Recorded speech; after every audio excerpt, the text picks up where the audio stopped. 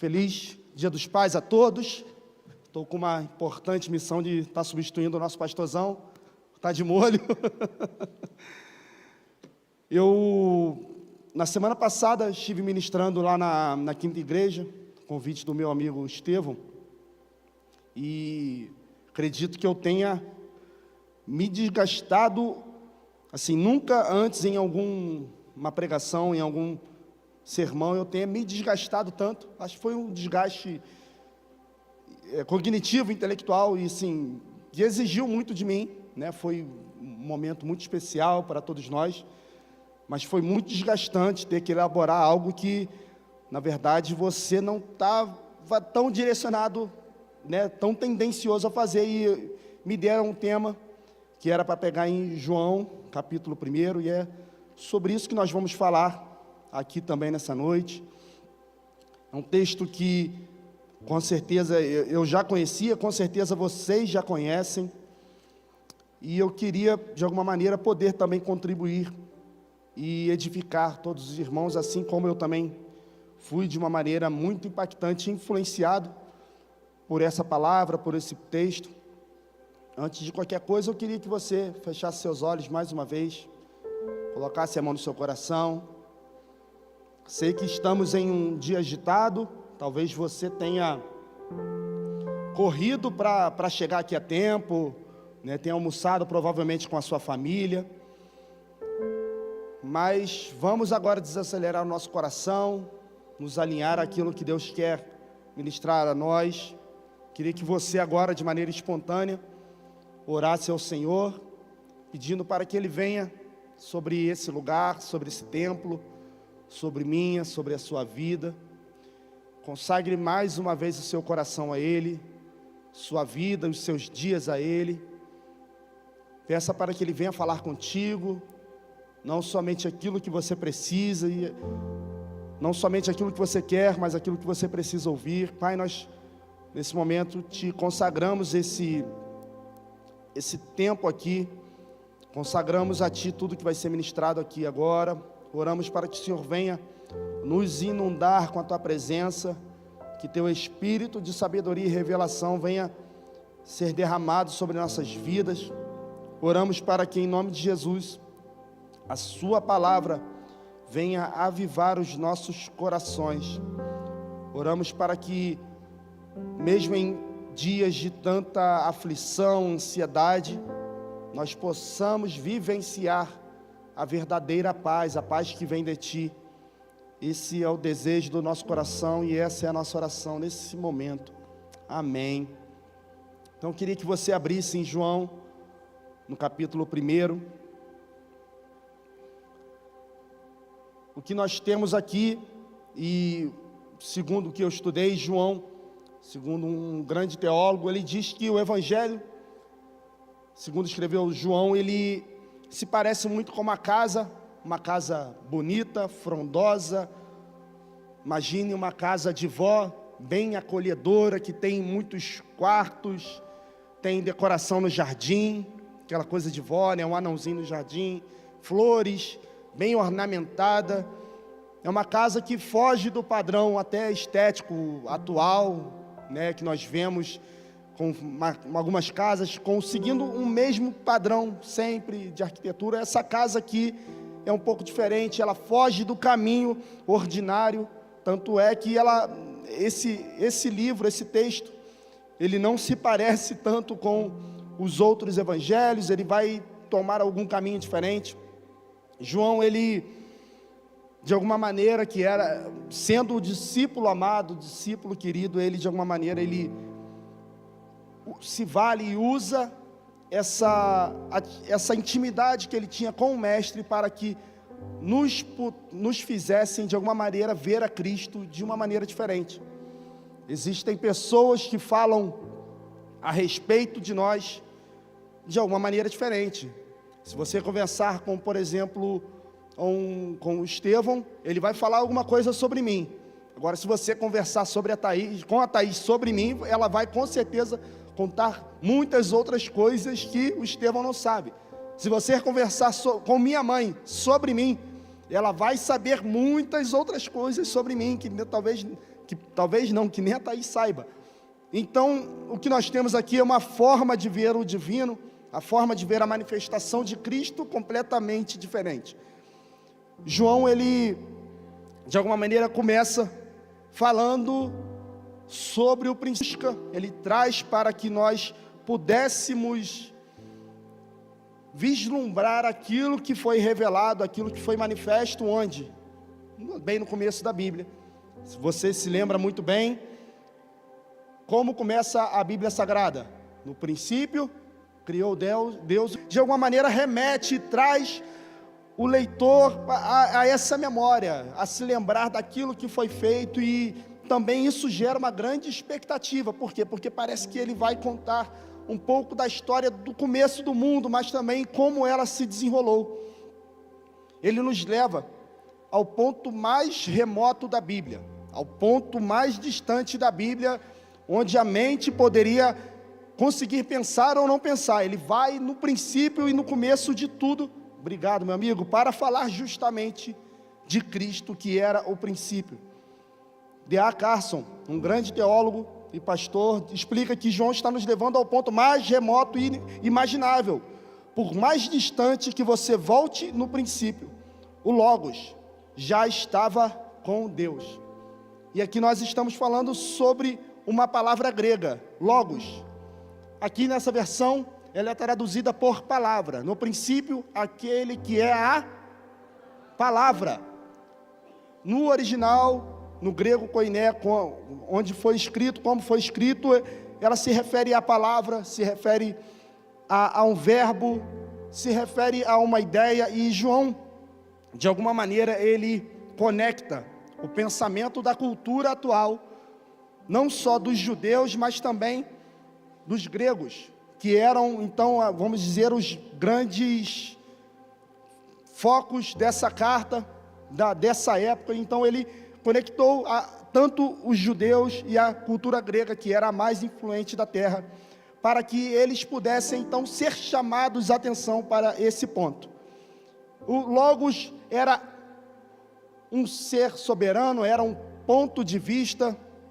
O Logos era uma maneira racional de enxergar o mundo. O Logos também, de alguma maneira, era a origem das coisas, algo assim um pouco esfumaçado, longínquo. Essa era a percepção filosófica do Logos. Então João, de uma maneira inteligentíssima, pega e sequestra esse termo, Logos, para aplicá-lo a Cristo. Assim como Paulo fez, então, quando ele, em Atenas, na Grécia, olhou lá o altar ao Deus desconhecido, então se valeu daquele altar ao Deus desconhecido para falar sobre o Deus soberano e criador de todas as coisas. João, da mesma maneira, pega então essa ideia para que as pessoas pudessem então criar, de alguma maneira, um ponto de conexão com as pessoas.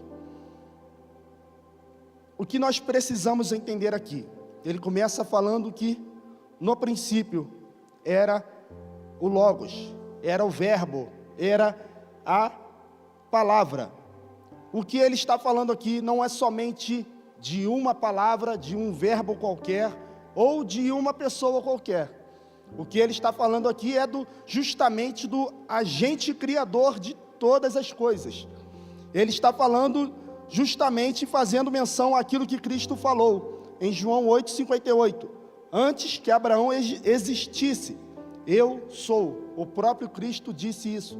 Então, na verdade, não tem como mensurar, medir o local, o momento exato onde Jesus Cristo foi criado, foi feito, formado. Na verdade, esse é até um erro teológico, não tem como definir isso.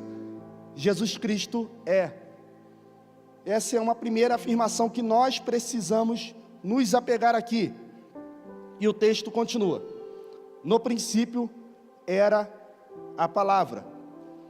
E como o texto continua, e essa palavra estava com Deus. O Logos, embora eterno, ele também é distinto do Pai. porque ele fala aqui que estava com Deus, e o próprio Logos, o próprio Cristo, quando eu me refiro ao Logos, eu sei que é um pouco maçante, você precisa entender um pouco da questão, vamos dizer, teórica, para que nós possamos, de alguma maneira, aplicar a nossa vida, tá bom? O Logos, o Cristo, ele estava com Deus, ele usufruía de uma plena comunhão íntima com quem? Com o próprio Pai. Então o Pai, o nosso Deus, a primeira pessoa da Trindade, ele e o próprio Filho, o Cristo, o Logos, eles exerciam entre si uma íntima comunhão eterna que se estendia ao longo de todas as eras e de todos os tempos. O próprio Cristo disse também em João capítulo 17, Pai, aqueles que me deste, quero que onde eu estiver, também eles estejam comigo, para que vejam a minha glória, que me deste, porque tu me amaste antes da fundação do mundo. Então o amor de Cristo pelo Pai, o amor do Pai pelo Cristo, pelo Filho, era intenso, e esse amor gerava entre eles uma comunhão, uma unicidade de pensamento, e eles, apesar de serem pessoas distintas, eram em essência a mesma pessoa, tinham a mesma essência, tinham o mesmo pensamento, e eles desfrutavam, repito, uma comunhão eterna entre eles. Cristo é o Deus eterno e o Criador e o sustentador de tudo. John Piper, outro grande teólogo, diz e enfatiza que o Logos é a autoexpressão eterna de Deus, sempre existindo e atuando para glorificar ao Pai. Perceba que o que nós temos aqui é a autoexpressão eterna de Deus. Então é como se fosse uma imagem de um espelho. Perceba que quando você olha no espelho, a imagem que reflete no espelho é real sua? Não é real, é um reflexo. Mas é uma imagem perfeita. E é mais ou menos isso que nós estamos falando aqui, se referindo à imagem do Filho ser o reflexo da imagem do Pai. A essência é a mesma, se movem da mesma maneira, pensam da mesma maneira, a essência, tudo ocorre de maneira igual, mas são pessoas distintas.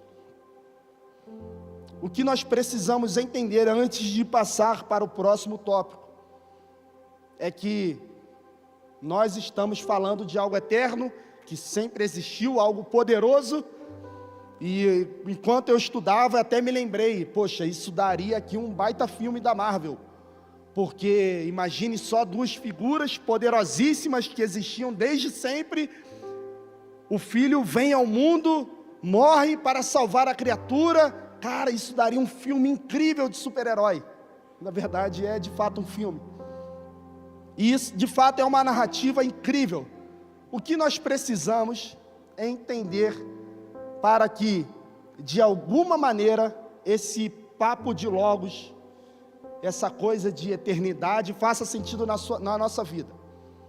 Porque nós podemos ouvir tudo isso e rejeitar. Nós podemos ouvir todo esse papo aqui, toda essa fundamentação e sairmos da mesma maneira. O que nós precisamos para, de alguma maneira, ser imersos, ser transformados por essa palavra é justamente crer naquilo que está sendo dito na palavra. Crer nos leva também a ser vulneráveis. E eu queria falar um pouco sobre isso antes de continuar. Porque nós chegamos num domingo à noite na igreja, cheios de pedidos, normal, com alguns questionamentos e dúvidas, absolutamente normal, mas esse ser eterno, chamado Cristo, o que a dinâmica e o que a narrativa bíblica vai nos dizer é que ele se despiu, ele se esvaziou, e nós vamos falar um pouquinho sobre isso. E eu queria nesse momento agora te convidar a se despir, se esvaziar dos seus interesses, se esvaziar daquilo que você acha que é oportuno, que é bom, que é válido, aquilo que é o seu óculos. Eu tenho meu óculos, ele está um pouco sujo e eu enxergo muito mal. Agora, se eu meter o dedo aqui no óculos, eu vou enxergar tudo que eu enxergo com uma marca de dedo aqui. E a vida nos traz algumas marcas, sabe? Nos trazem algumas marcas.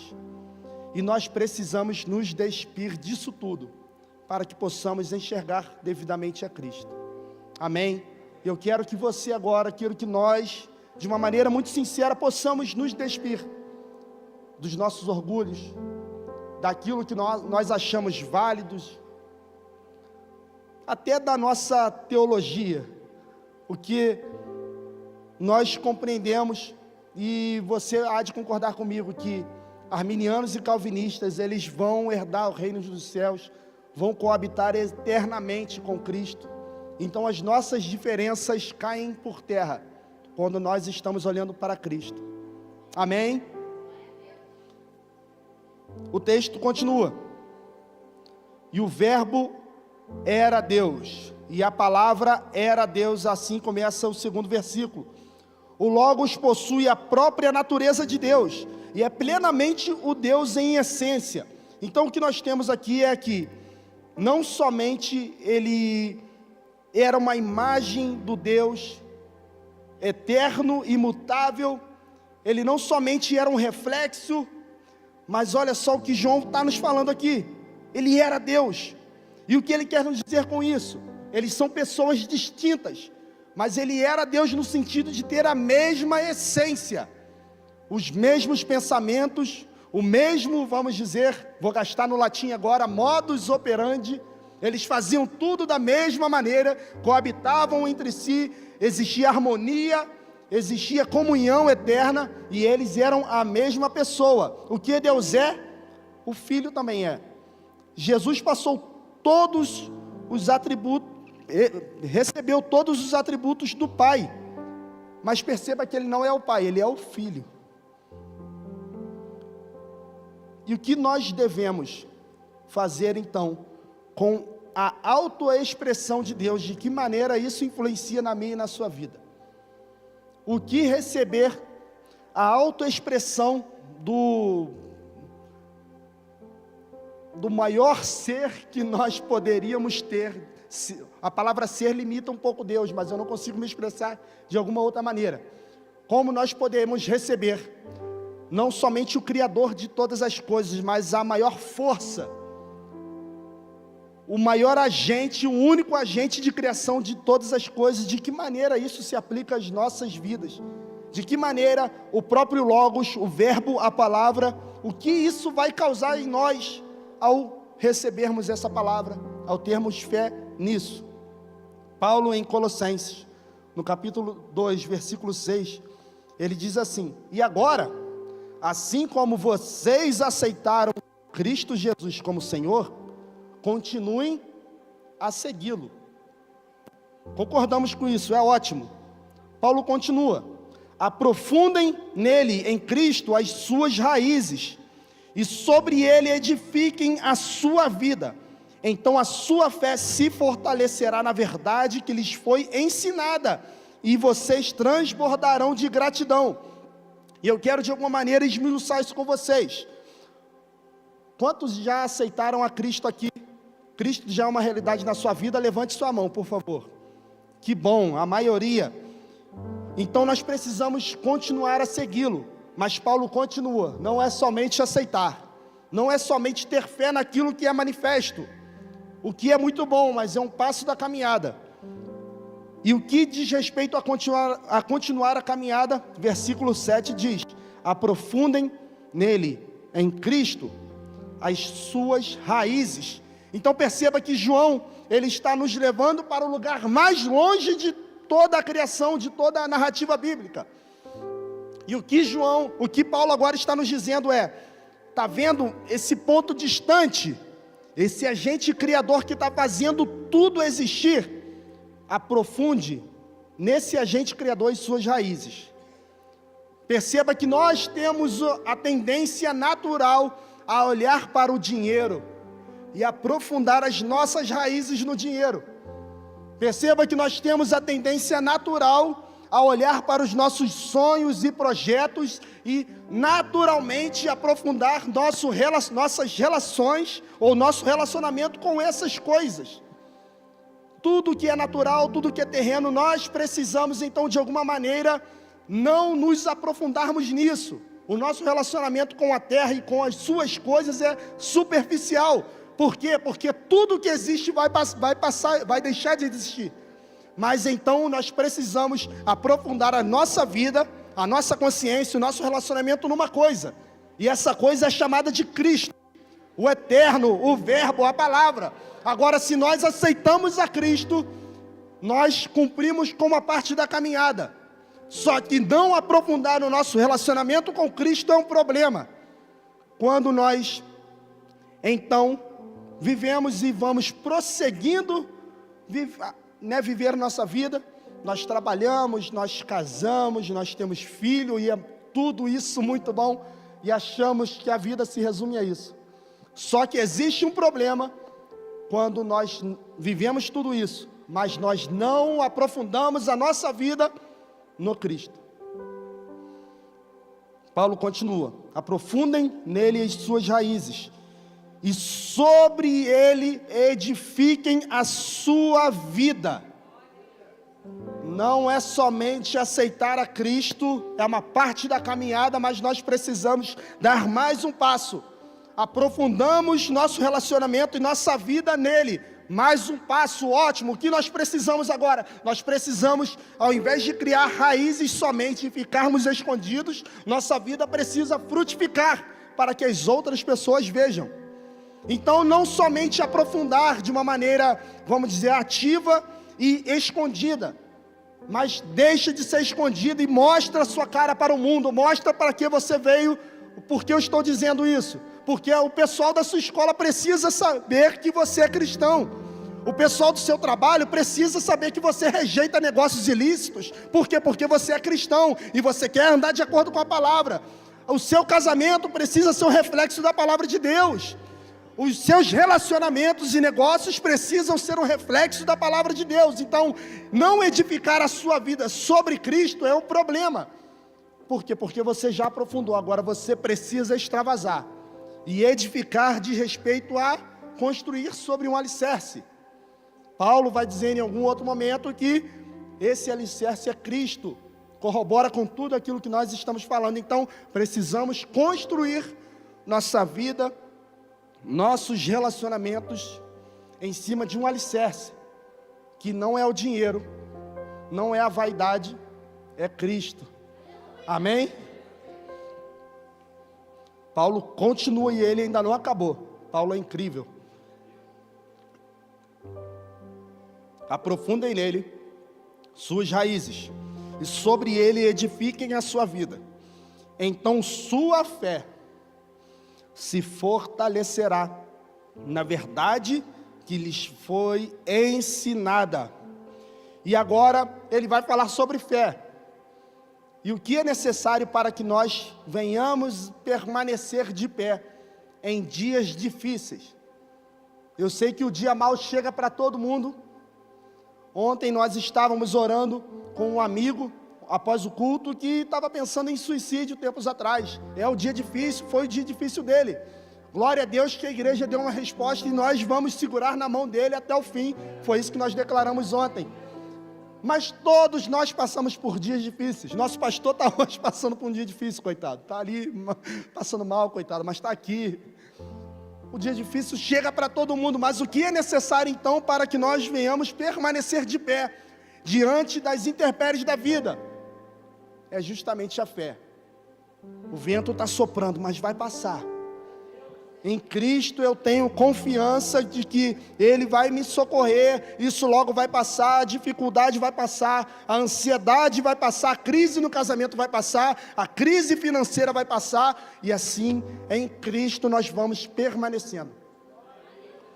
É necessário nós aprofundarmos nossas raízes, edificarmos em Cristo nossa vida, e então, é uma consequência disso tudo, a sua fé, ela se fortalecerá na verdade que lhes foi ensinada. E olha só o que vai acontecer, vocês transbordarão de gratidão. Eu acho que nós precisamos de alguma maneira então olhar para esse texto com mais carinho, porque João está revelando e correlacionando tudo isso.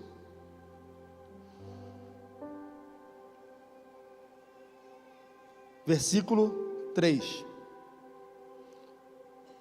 Todas as coisas vieram à existência por meio dele, e sem ele, você pode ler? Por meio dele, Deus criou todas as coisas, e sem ele nada do que foi feito, do que existe, o é. Nós temos então o reflexo do próprio Pai, do Deus onipotente, onipresente. Ele estava com Deus exercendo e desfrutando de uma plena e íntima comunhão, e ele também estava com Deus desde o princípio, e os dois estavam ali coexistindo eternamente e harmoniosamente bem. Só que começou a existir algo a partir dessa relação. Todas as coisas vieram à existência por meio dele, e sem ele nada do que foi feito veio a existir. O que nós temos aqui é justamente, como eu mencionei, o agente da criação. Tudo no universo foi criado através do Logos, do Cristo, e só para não restar dúvidas, nada existe fora do alcance da criação. Tudo que existe, cada átomo, cada fio de cabelo, cada partícula existente no universo, foi feito pela palavra do Deus Pai, interferindo através de Cristo e agindo nele na criação.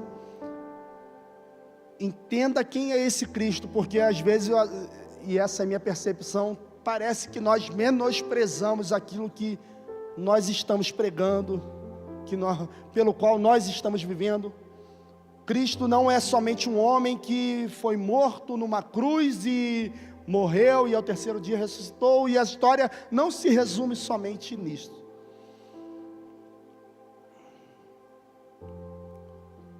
O Logos, ele não somente criou todo o universo, mas ele continua, assim como diz em Hebreus 1:3, ele continua sustentando todas as coisas. Ele não somente fez no passado, mas ele continua agindo e existindo para que tudo permaneça em perfeita ordem. Se eu derrubar essa tampinha, qual é a força física que vai impactar sobre a queda dessa tampa? A gravidade. Então existe uma ordem natural sobre o universo, ou não existe? Galera que gosta de astronomia aí, a Isabel, a gente está conversando sobre isso hoje. Se a Lua mudar de posição, isso vai influenciar naturalmente sobre as ondas. Não tem uma ordem lógica através de tudo isso? Então, na verdade, repito, não é somente sobre a história de um judeu que foi morto, que foi crucificado. Nós estamos falando sobre o agente de toda a criação. E ele não somente agiu para tudo existir, ele continua sustentando todas as coisas. Colossenses 1:17 diz que ele é antes de todas as coisas, e nele tudo subsiste. Eu quero abrir um parênteses aqui sobre o bem e o mal. Eles não são iguais. O bem e o mal não têm a mesma força. O Logos fez todas as coisas, e o mal é somente uma criatura rebelde, não um princípio eterno. O mal não existe desde sempre. O mal não tem nenhuma equivalência com o Logos, com o bem. Cristo criou todas as coisas. Infelizmente, uma parte se rebelou. Esse é o mal. E ele está sujeito ao Logos. Uma frase que eu amo, de Lutero, que diz que até o diabo é o diabo de Deus. E eu imagino logo um cachorrinho na sua coleirinha. Calma, cachorrinho, porque você está latindo tão alto, espera aí. E mais uma vez eu quero repetir, eu já falei isso em algum momento, mas tem gente que tem se pela de medo quando tem uma velhinha na encruzilhada, perto de casa. Não tem equivalência, gente, não dá. É tipo o Flamengo contra o Vasco. Não dá. Só foi para descontrair um pouco, vocês estão muito sérios. Fechando parênteses e continuando, Hebreus 1, versículos 2 e 3 vai dizer: nestes últimos dias nos falou pelo Filho, a quem constituiu o herdeiro de todas as coisas, por meio de quem também fez o universo. Ele, que é o resplendor da glória de Deus e a expressão exata do seu ser, ele sustenta todas as coisas pela palavra do seu poder. O que nós estamos então fazendo com este homem chamado Cristo? Qual é o poder e a importância que nós estamos dando para esse homem, esse ser, o agente da criação? Ele continua sustentando tudo. Colossenses 1,16: pois nele foram criadas todas as coisas, nos céus e sobre a terra, as visíveis e as invisíveis, sejam tronos, soberanias, principados ou potestades. Tudo foi criado por meio dele e para ele. Esse texto afirma que Jesus não somente criou todas as coisas, mas que tudo existe para ele. Então, se nós olhamos para as nossas vidas com uma falta de um senso de pertencimento, uma falta de senso de pertencimento, uma ausência de algum propósito em algum nível, nós olhamos para as nossas vidas e olhamos para o futuro e, na verdade, não enxergamos tantas coisas. O que eu quero te dizer é que, na verdade, você não esteja, talvez, olhando para Cristo, porque em Cristo nós temos o futuro descortinado. O futuro não somente existe por obra do acaso. Nós temos a Cristo e nele, nossa função é justamente glorificá-lo a cada passo, a cada dia, a cada respirar, a cada palavra, a cada atitude. Tudo vai se resumir somente a Ele. John Piper afirma que Deus fez você lhe deve tudo. Cada respiro seu é dado por Ele.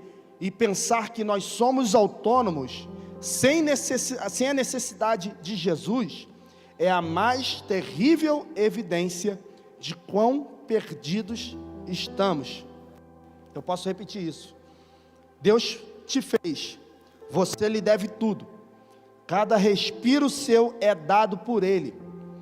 Pensar que nós somos autônomos, sem a necessidade de Jesus, é a mais terrível evidência do quão perdidos nós estamos. Então, você precisa de Jesus, olhar para Cristo, ter um relacionamento nele, ter sua vida aprofundada nele, para que, de alguma maneira, o seu propósito de vida venha a ser descortinado. Você venha a entender o motivo pelo qual você nasceu, talvez em uma família disfuncional.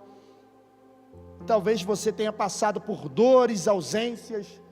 Eu sei que é triste e é dureza, mas tem muita gente que não tem um pai, não passou o dia dos pais com o próprio pai, porque o pai saiu para comprar cigarro e nunca mais voltou.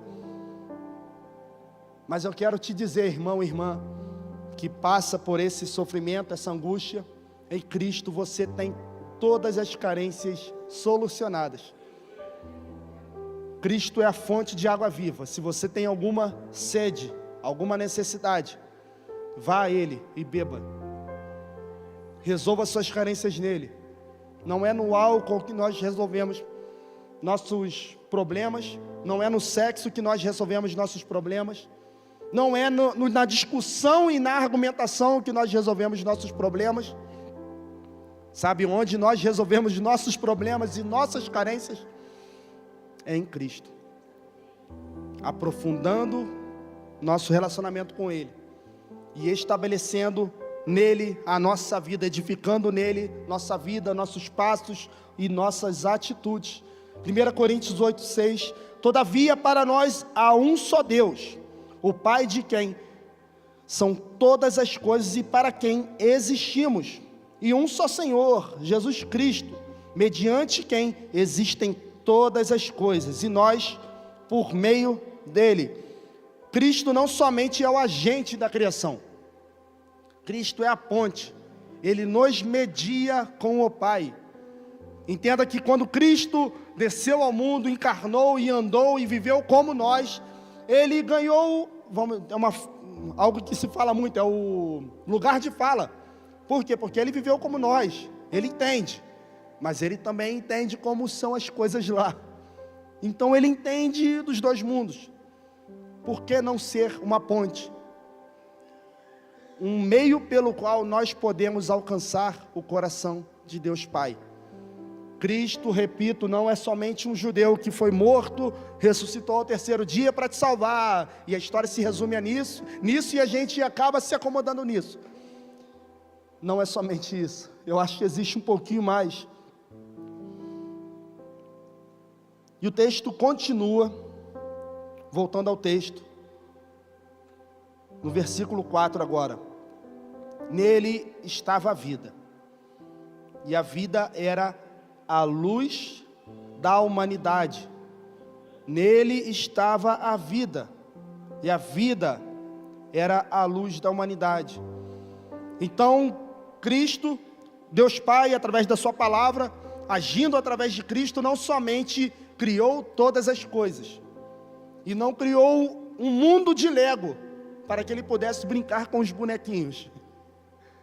A intenção de Deus não era brincar de casinha. Deus não estava passando, à toa, vou construir uns bonequinhos para brincar. Não, ele pegou a essência do próprio Filho e depositou na humanidade, nos conferindo vida, nos conferindo, de alguma maneira, autonomia para poder olhar, para poder respirar, para poder nos comunicar, nos relacionar. Por que nós fazemos tudo isso? Porque Cristo misericordiosamente nos concedeu isso. E Ele não somente é a fonte de vida, mas Ele é a fonte de luz. E assim como o sol ilumina tudo que existe, Cristo ilumina nossa compreensão sobre Deus e sobre nós mesmos. E sem Cristo, nós estaríamos em completa escuridão. Não teria como enxergar nada. Quero que você pense em alguma pessoa que esteja muito longe de Jesus.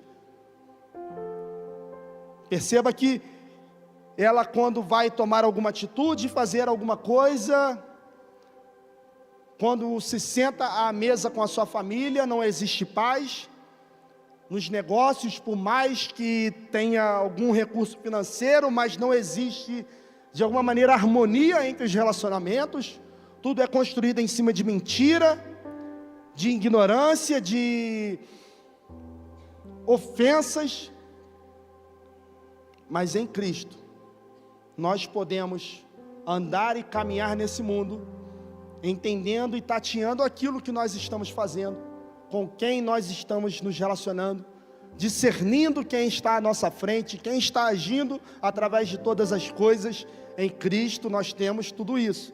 Ao passo que pessoas que não têm a Cristo não conseguem discernir que uma doença é obra da biologia. Pode ser, mas será? Uma batida de carro do nada ali, obra da casa, aconteceu. Talvez quem ande na escuridão não discerna isso. Quem tem a Cristo consegue discernir.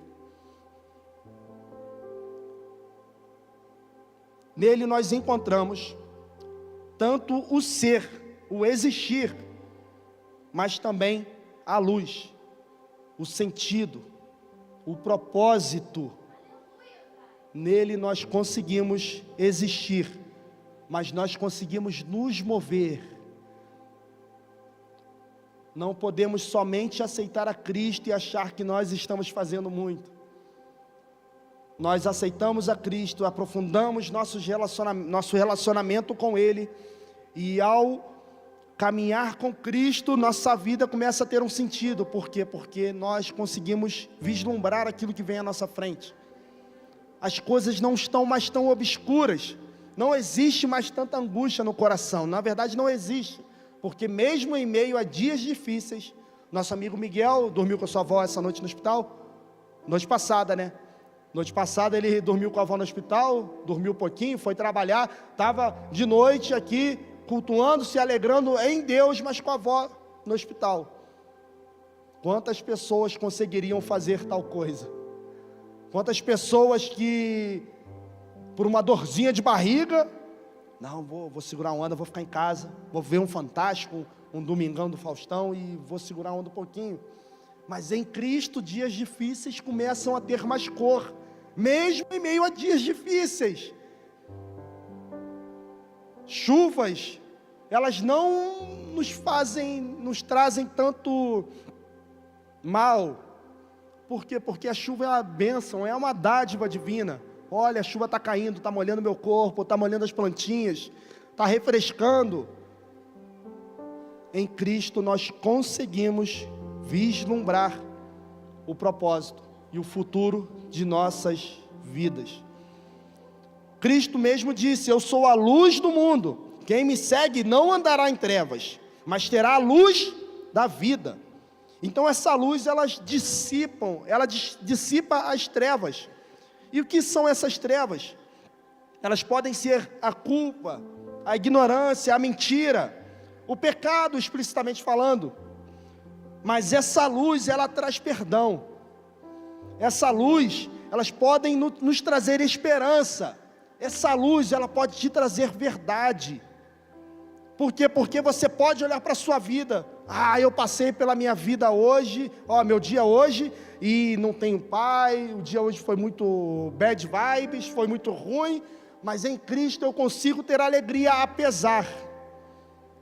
Em Cristo eu consigo ter alegria apesar da crise financeira, da crise matrimonial, da crise social, seja lá qual for. Em Cristo você consegue ter essas trevas dissipadas. Por quê? Porque você consegue olhar o futuro, você consegue entender o que aconteceu no passado, e essa visão traz paz, não traz, de alguma maneira, uma agonia, uma ausência de propósito e significado de vida. Eu acho que Cristo fez e faz alguma coisinha, gente. Versículo 5, não sei se eu li, não li. A luz brilha nas trevas, e as trevas não a suprimiram. Continuando no versículo 9.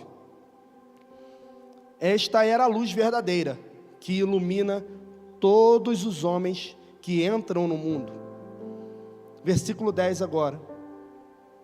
Ele estava no mundo, e o mundo não foi feito por meio dele. O mundo foi feito por meio dele. Entretanto, o mundo não o conheceu. Espera aí. Precisamos parar e pensar um pouquinho nisso aí. Sobre o que nós falamos até agora.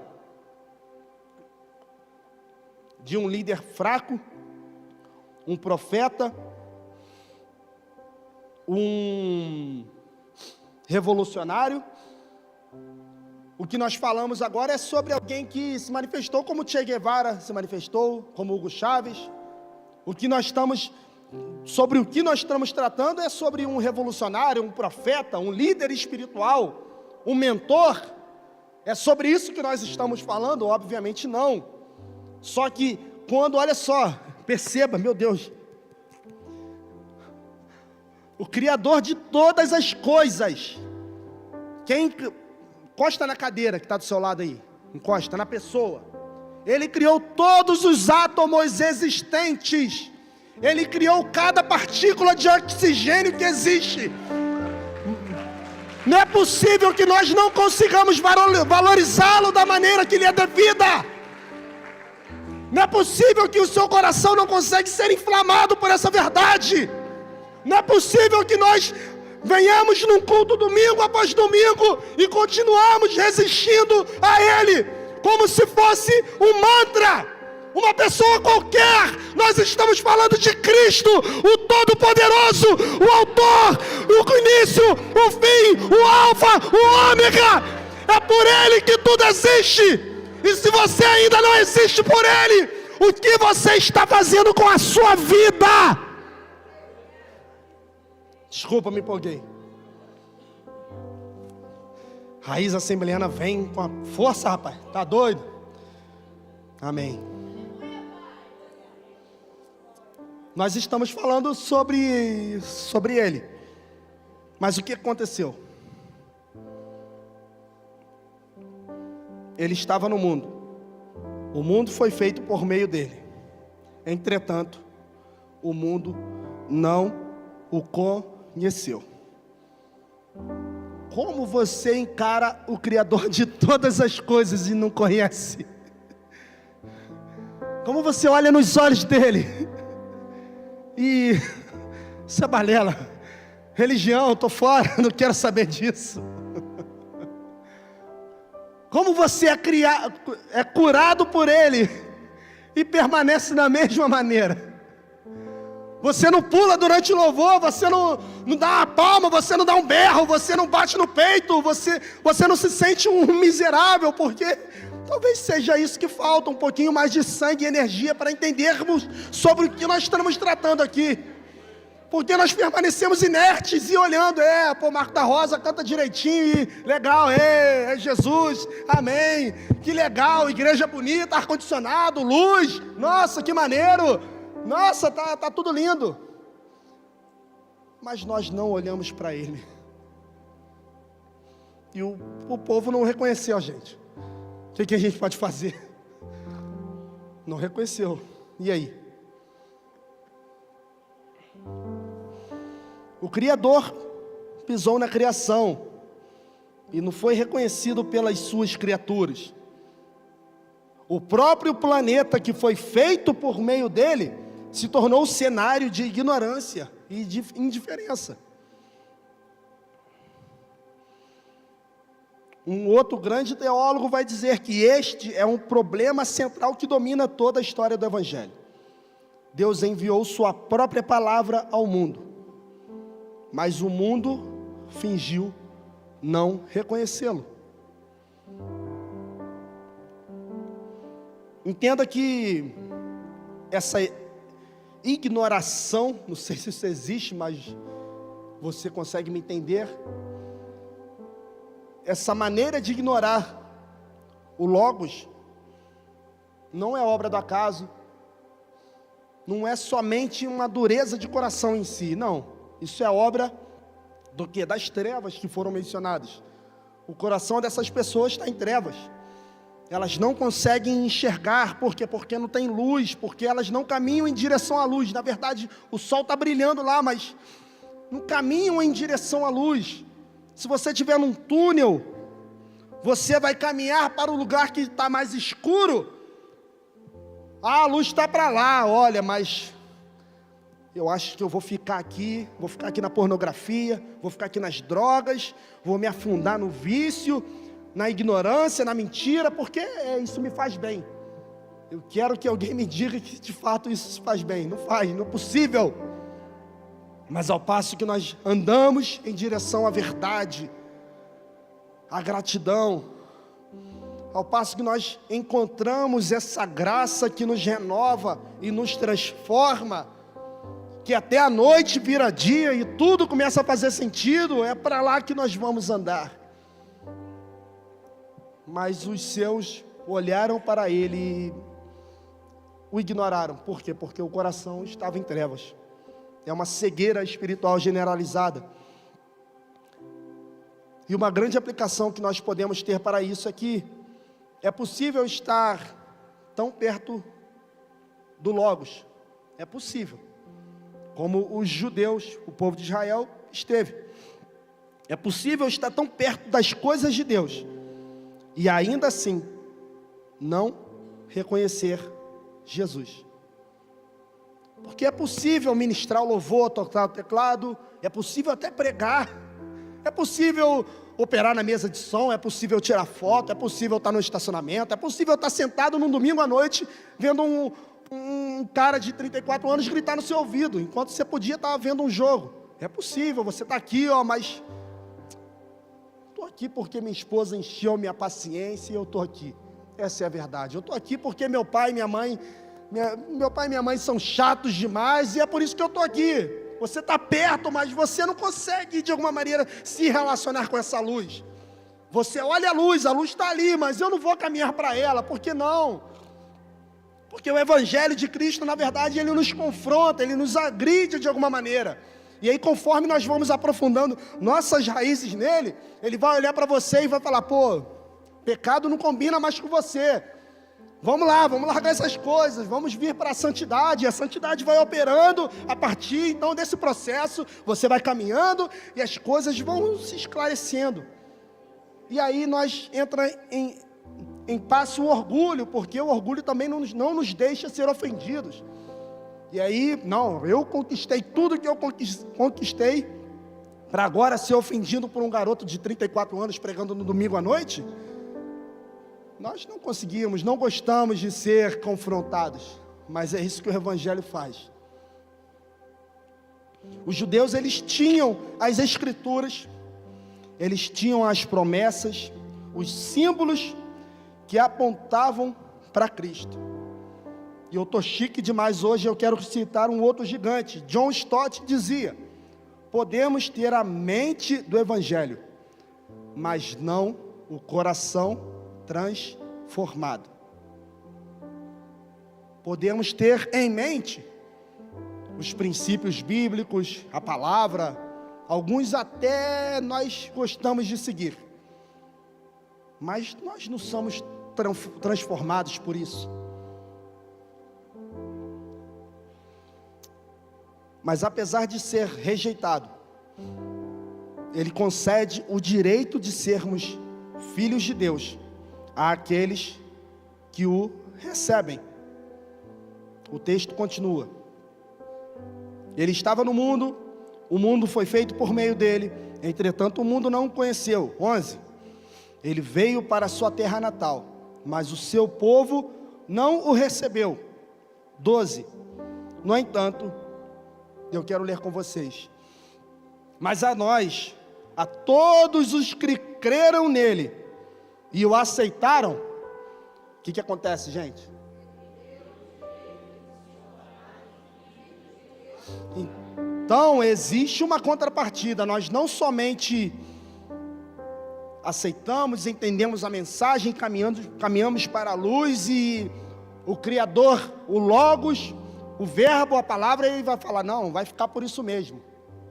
Ele não vai deixar por isso mesmo. Ele vai olhar para você e vai dizer: Claudeci, você antes era inimigo de Deus, cara. Você pecava, você nasceu do pecado, você é filho de Adão. Will, tá ruim, mano. Vai fazer o quê? Mas o Criador vai olhar nos seus olhos com um amor inacreditável e vai nos dizer: eu posso te fazer parte da minha família. Você quer? Você não vai ser mais inimigo, mas você vai ser parte da família de Deus. Não, mas inimigo não. Não tem mais guerra, não vai existir mais atrito. Nós vamos coabitar. Lembra daquele papo que existia comigo e com o Pai na eternidade, que nós existíamos e coabitávamos harmoniosamente, eternamente? É isso que eu quero propor para você. Existe um caminho que leva à perdição eterna, a queda eterna, o sofrimento eterno, e eu sei que você não quer isso. Mas o Logos vai olhar nos seus olhos e vai dizer: tenha fé naquilo que eu fiz, creia que eu estou indo lá para o meu Pai, mas eu vou preparar muitas moradas. Eu quero você comigo. Eu quero que você habite e coexista conosco. Eu quero te mostrar o Pai. Se você está me vendo e está gostando, você mal espera por conhecê-lo. Você não sabe o que existe lá em cima. Você não sabe o que é cantar na frente dele. Se você gostou do que está vendo e está ouvindo, você mal espera.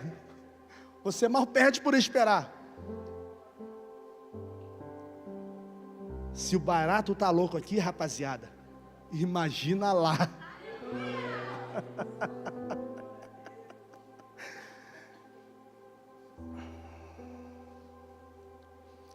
Não é somente receber a Cristo intelectualmente, de alguma maneira, mas é acolhê-lo como quem recebe um hóspede de honra em sua casa. E ao depositar a nossa fé em Jesus, nós nos tornamos filhos pela graça, mediante a fé e por obra de Deus Pai. O que a Bíblia vai nos dizer que em Gálatas 4, versículos 4 e 5, mas quando chegou o tempo certo, Deus enviou seu Filho, nascido de uma mulher e sob a lei. Assim o fez para resgatar a nós, que estávamos debaixo da lei, a fim de nos adotar como seus filhos. Nós estávamos debaixo da lei, um tempo transitório, um tempo que nos preparou como humanidade e apontou para Cristo. A lei existiu de uma maneira temporária, apontando para Cristo. E olha só o que o autor aos Hebreus vai dizer no capítulo 7, no versículo 20. Esse novo sistema foi instituído com o juramento solene. Os outros se tornaram sacerdotes sem esse juramento. O que o autor está nos dizendo aqui é que Cristo veio inaugurar um novo ordenamento, um novo sistema. Por quê? Porque antes era olho por olho e dente por dente. Existia um sacerdote que precisava então ser um intercessor entre a humanidade e Deus Pai. Você chegava lá com o seu pecado, falava lá, confessava para o sacerdote botava a mão na cabeça do bode, e ele imolava aquele bode, oferecia em sacrifício a Deus, e assim Deus liberava o perdão. O intercessor, a ponte, era uma ponte meio caída, meio falha, porque eram homens sujeitos às mesmas coisas que nós somos. Não era uma ponte boa, vistosa, segura. Não existia como nós termos um link direto com o Pai. Era um sistema fadado ao fracasso. Não duraria tanto tempo. Por quê? Porque o Filho estava por chegar. E olha só o que então o autor aos Hebreus vai nos dizer. Esse novo sistema foi instituído com o juramento solene. Os outros se tornaram sacerdotes sem esse juramento. Mas a respeito dele houve um juramento, dele Cristo. Pois Deus lhe disse, o Senhor jurou e não voltará atrás. Você, Cristo, é sacerdote para sempre. E por causa desse juramento, Jesus Cristo é aquele que garante uma aliança superior. Além disso, havia muitos sacerdotes, pois a morte os impedia de continuar a desempenhar as suas funções.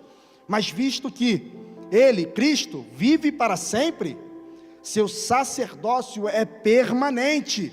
Portanto, ele é capaz, Cristo é capaz de te salvar de uma vez por todas, aqueles que se aproximam de Deus por meio dele. Então, ele vive sempre para interceder em favor deles.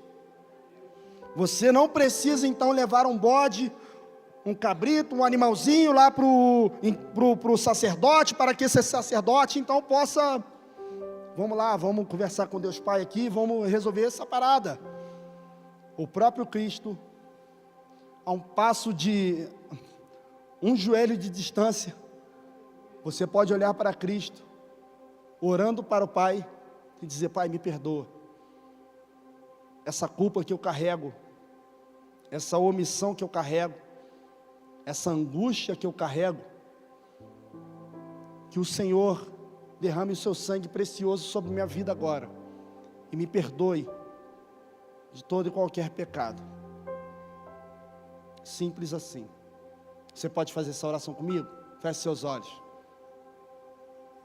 Você não precisa seguir minha oração, mas fale com Deus agora e peça perdão pelos seus pecados, pelas suas omissões, por aquilo que você fez, por aquilo que você deixou de fazer. Porque Ele é capaz de salvar de uma vez por todas aqueles que se aproximam de Deus por meio deles. E Ele vive sempre para interceder em favor de todos nós. Amém? Paulo aos Romanos, no capítulo 8, vai dizer: pois vocês não receberam um espírito que os torne de novo escravos do medo. Não, isso não é para esse tempo, mas sim o Espírito de Deus, que os adotou como seus próprios filhos, e agora nós os chamamos de Abba, Pai, pois o seu Espírito confirma com o nosso Espírito que nós somos filhos de Deus. Então não existe mais o medo, nós não precisamos mais do medo, porque ele faz parte das nossas vidas. Então perceba que uma coisa é o oposto da outra. Existe o medo e existe o Espírito de Deus. Então uma coisa não vai coabitar com a outra. Nós podemos, olha para mim, andar com Cristo, e a presença de Cristo vai nos afastar do medo. Amém? Já estamos terminando. Cristo é suficientemente capaz de nos salvar. O versículo 14, gente, é o grande clímax desse, chamam de prólogo, né, que é o início do texto do livro. É o clímax de tudo aquilo que nós enxergamos até aqui. Respira fundo. Versículo 14. Assim, a palavra se tornou ser humano, carne e osso, e habitou entre nós. Ele era cheio de graça e verdade, e vimos a sua glória, a glória do Filho unigênito, único do Pai. O Logos eterno, verdadeiro, desde o princípio se fez carne e se tornou um ser humano, mortal, com carne, com osso, sujeito à fraqueza, à dor, ao cansaço. Imagine o Criador de cada célula do seu corpo precisando usar uma fraldinha, precisando dormir para descansar. Imagine o autor de todas as coisas precisando beber água porque está com sede. Ele que era a fonte da vida. Por que não faz sentido ter um Deus entre nós? Por que Ele fez isso? Por que Ele precisava disso? Me responda, por quê? Pense, por quê? Porque Ele precisava então estar entre nós. Kevin DeYoung vai falar que quão inimaginável é juntar o Logos e a carne na mesma frase. Assim é dizer que o infinito se tornou finito. John Stott escreveu que na encarnação, Deus se tornou aquilo que Ele não era, homem, sem deixar de ser o que Ele era, Deus. E assim, Jesus Cristo é simultaneamente 100% Deus e 100% homem. O único mediador adequado entre Deus e os homens.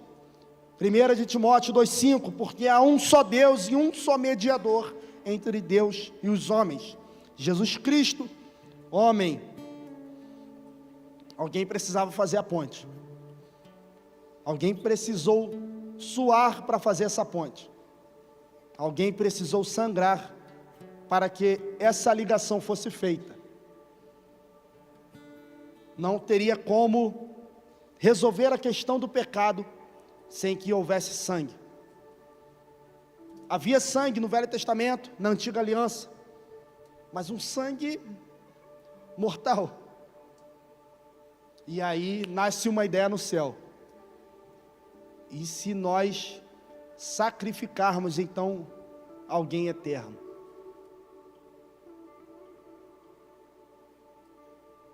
E se o eterno sangrar? Resolveremos de uma vez por todas a questão do pecado. O pecado não poderá estar mais no meio da humanidade. E aí nessa conversa com Deus Pai, Jesus tem mais uma ideia genial. E se eu não somente, Pai, descer até eles, me sacrificar por eles, mas e se eu habitar eternamente neles? Pai, entende que nós temos uma relação, uma comunhão, isso é tudo muito bom. Eu quero que esse povo seja chamado meu povo, porque eu quero me relacionar com eles. Eu não somente quero fazer algo por eles, eu quero ser o salvador deles. Eu não somente quero que eles me aceitem e venham num domingo à noite me cultuar. Eu quero estar dia após dia com eles. Eu quero que eles percebam que eu posso estar nos dias mais difíceis deles, nas angústias, nas provações, nas tentações. Eu quero que eles entendam que, mesmo que eles não tenham um pai terreno, eu posso ser o socorro bem presente para eles. Mesmo que eles não tenham esperança ou expectativa, eu posso ser essa expectativa. Eu posso levar a esperança ao coração de cada ser desesperançoso.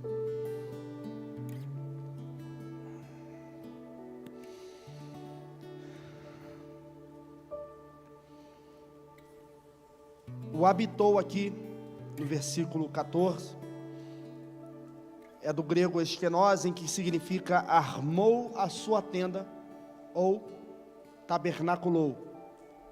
E assim como a glória de Deus enchia o tabernáculo no deserto, era necessário ter um tabernáculo. E o que acontecia no tabernáculo? Sacrifício. O que acontecia no tabernáculo? Comunhão. O que acontecia no tabernáculo de um modo mais íntimo, no Santíssimo Lugar? Manifestação. Comunhão. O sumo sacerdote, preso por uma corda, ele andava, porque era um sumo sacerdote falho, poderia morrer se não tivesse no trilho, e ele caminhava lá, intercedendo pelo povo, pedindo perdão pelo povo. E o sumo sacerdote, gente, ele tinha o privilégio de ter comunhão com o Eterno. Era necessário então ter um tabernáculo. Jesus tem uma brilhante ideia. Pai,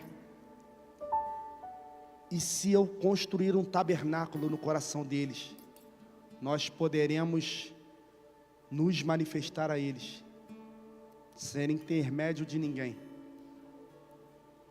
Nós poderemos nos relacionar e ter comunhão com eles, sem ocorrer a necessidade de nenhum mais sacrifício, porque o meu sacrifício já foi consumado. Mas nós poderíamos nos conectar eternamente a eles, e nada mais nos separaria.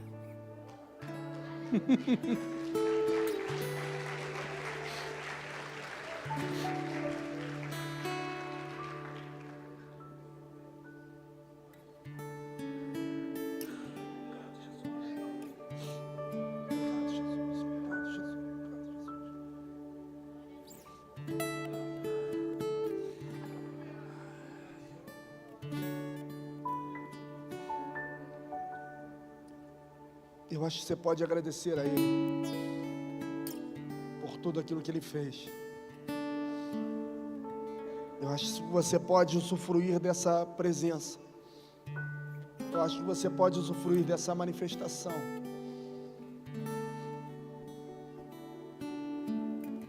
Não tem mais o que falar.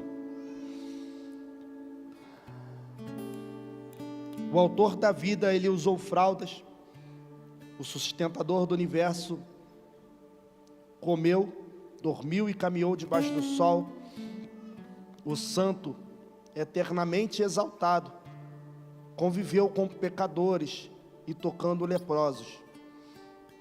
E o mais espantoso, ele fez isso para poder morrer em nosso lugar e nos salvar. O que Paulo, gente, meu Deus do céu, o que Paulo vai dizer, agora para encerrar, quero que você feche seus olhos. Ninguém vai tomar água agora, pelo amor de Deus, cara. O que Paulo vai dizer é que tenham a mesma atitude demonstrada por Cristo Jesus, que embora sendo Deus, não considerou que ser igual a Deus fosse algo a que devesse se apegar. Em vez disso, ele esvaziou a si mesmo, assumiu a posição de escravo, nasceu como um ser humano. Quando veio em forma humana, ele humilhou-se e foi obediente até a morte, e morte de cruz. Hebreus 2,14 vai dizer: visto, portanto, que os filhos são seres humanos, feitos de carne e sangue, o Filho também se tornou carne e sangue, pois somente assim ele poderia morrer, e somente ao morrer destruiria o diabo, que tinha o poder da morte.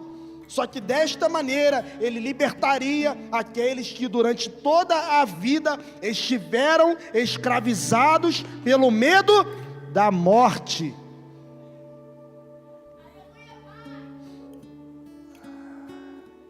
Feche seus olhos. Nós precisamos nos manifestar essa revelação. Eu quero que você se coloque de pé agora.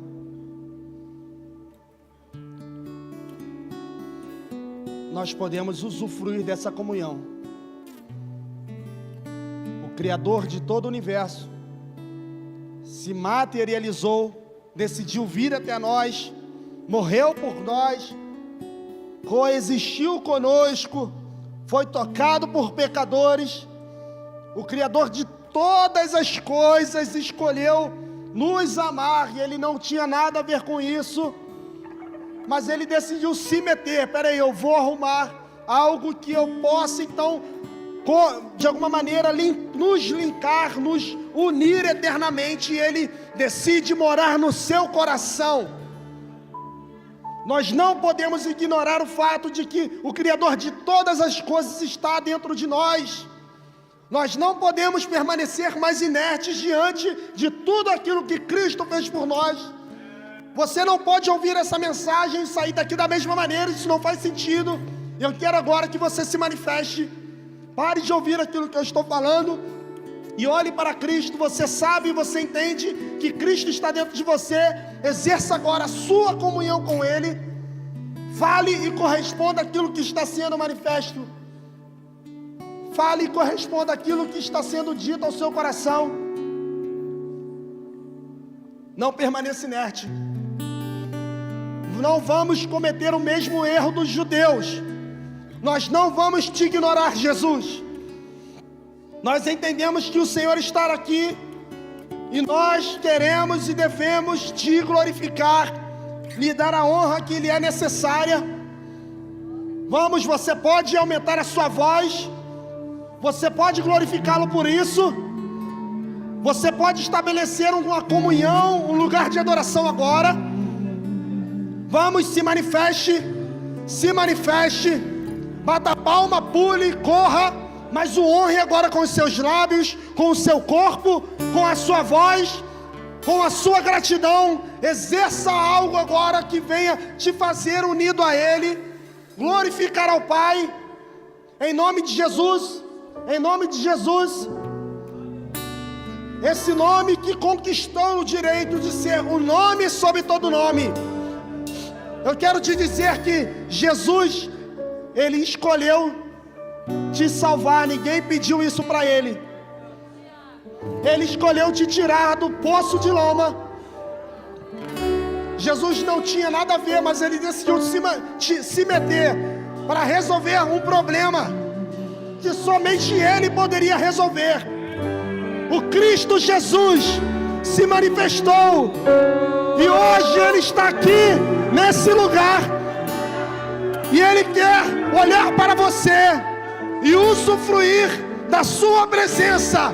Entenda que você tem no seu coração o Criador de todas as coisas e você não pode permanecer inerte a isso.